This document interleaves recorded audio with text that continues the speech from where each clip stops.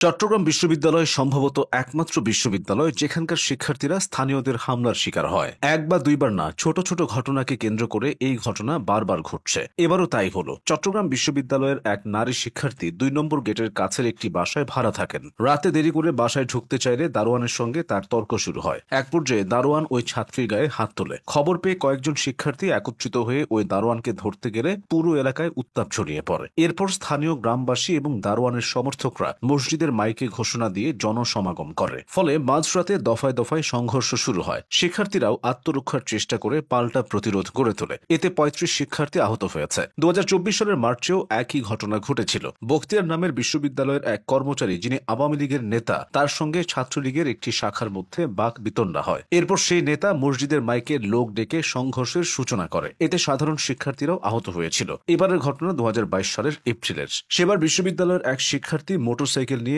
১ নম্বর rail crossing যান। এ সময় এক সিএনজির সঙ্গে সেই মোটরসাইকেলের ধাক্কা লাগে। ওই চালককে সাবধানে সিএনজি চালাতে বললে চালকদের সঙ্গে সেই শিক্ষার্থীর কথা কাটাকাটি হয়। এক পর্যায়ে সিএনজি চালক তাকে করে। এই ঘটনার প্রতিবাদে চবির 0 পয়েন্ট ফটকে তালা দেয় বিশ্ববিদ্যালয়ের শিক্ষার্থীরা। এছাড়া রেল ক্রসিং এলাকা থেকে একটি সিএনজি জব্দ করে বিশ্ববিদ্যালয়ে নিয়ে আসা হয়। পরে রেল ক্রসিং এ বিশ্ববিদ্যালয়ের একাধিক ছাত্রের গায়ে হাত তোলা এবং এক ছাত্রের মোটরসাইকেল ভাঙচুর করে সিএনজি চালকরা। এর আগেও বহুবার এমন সামান্য সব কারণে বিশ্ববিদ্যালয়ের শিক্ষার্থী ও স্থানীয়দের ভেতর সংঘর্ষ হয়েছে। অথচ সৌন্দর্য ও বিশালতায় এমন ক্যাম্পাস বাংলাদেশের দ্বিতীয়টি নেই। ১৯৬৬ সালের ১৮ নভেম্বর চট্টগ্রামের হাটহাজারী উপজেলার জোবরা গ্রামে দেশের অন্যতম স্বায়ত্তশাসিত বিশ্ববিদ্যালয় হিসেবে যাত্রা শুরু করে চট্টগ্রাম বিশ্ববিদ্যালয়। মাত্র ৮ জন শিক্ষক নিয়ে যাত্রা শুরু করেছিল বিশ্ববিদ্যালয়টি। প্রথমে চালু হয় বাংলা, ইংরেজি, ইতিহাস ও অর্থনীতি এ ৪ বিভাগ, যার অধীনে ছিল মাত্র ২০৪ জন শিক্ষার্থী। বর্তমানে বিশ্ববিদ্যালয়টির শিক্ষার্থীর সংখ্যা প্রায় ৩০,০০০। রয়েছেন হাজারেরও বেশি শিক্ষক শিক্ষিকা।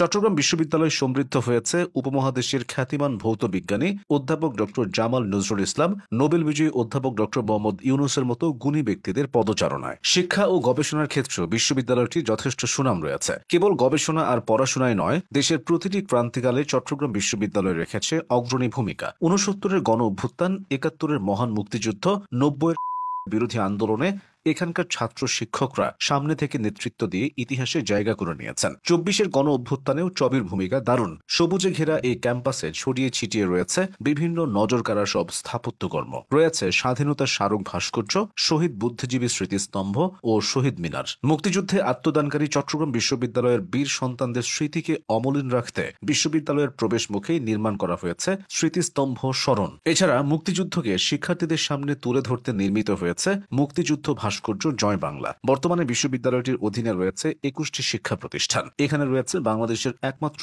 একাডেমিক জাদুঘর, সবুজ বৃক্ষরাজির উপর উড়ন্ত বিচিত্র রঙের হরেক রকম পাখি, পাহাড়ের বুকে ঘুরে বেড়ানো মায়া হরিণ, বিশাল অজগর কিংবা বিচিত্র আর দুর্লভ প্রাণীর জীবন্ত জাদুঘর এই চবি ক্যাম্পাস। পাহাড়ের বুক চিরে বয়ে চলা ঝর্ণাধারা, দোল খাওয়া ঝুলন্ত সেতু, দুর্গম গিরিপথ আর হাজারো শিক্ষার্থীর কলকাকলিতে মুখরিত ক্যাম্পাস প্রকৃতি আর মানবপ্রেমের এক অপূর্ব মেলবন্ধন। চবির শাটলের ঝকঝকাঝক ধ্বনির সাথে পরিচিত ছিলেন সেনাপ্রধান জেনারেল আজিজ আহমেদ থেকে শুরু করে গভর্নর ফজলে কবির, মেয়র আনিসুল হক, প্রধান বিচারপতি সুরেন্দ্র কুমার সিনহা এবং সঙ্গীত শিল্পী আয়ুব বাচ্চুর মতো গুণীজনরা। এভাবেই সাহিত্য, সংস্কৃতি, ইতিহাস, ঐতিহ্য এবং গৌরবময় অতীতকে স্বমহিমায় তুলে ধরার অঙ্গীকার নিয়ে দৃপ্ত পায়ে হেঁটে চলেছে চট্টগ্রাম বিশ্ববিদ্যালয়। তবে স্থানীয়দের সঙ্গে সংঘর্ষের ঘটনাগুলো চবির সোনালী ক্যানভাসে যেন কালো আঁচড় দিচ্ছে।